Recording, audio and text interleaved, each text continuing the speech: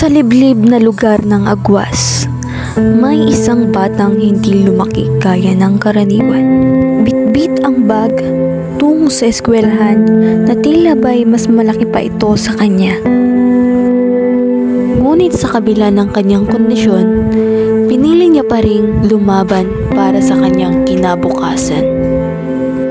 Sa bawat hakbang, sa bawat paghinga, pinaglaban niya ang karapatang matuto at mangarap. Siya si Precious, 10 taong gulang. Meron siyang kondisyon na tinatawag na dwarfism.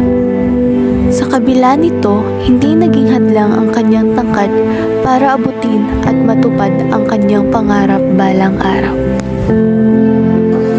Gusto ko maging doktor para makatulong mga karamdaman. Hindi naging madali kay Precious ang araw-araw na buhay sa eskwela. Sa simpleng pag-abot sa pisara ay tila ba'y parang bundok na kailangan niyang akyatin. Mga ngitim, parang walang humusga sa lipunan. Sa bawat salitang isinusulat niya, pilit niyang tinatanggap ang realidad.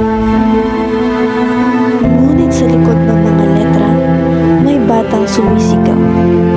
Marinig, unawain at mahalin.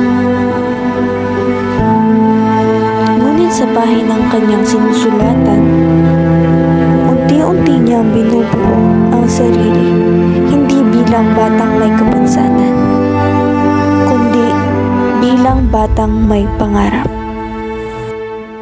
Unti-unti niyang natutuklasan na ang kwento ay hindi lamang tungkol sa sakit, kundi sa katatagan.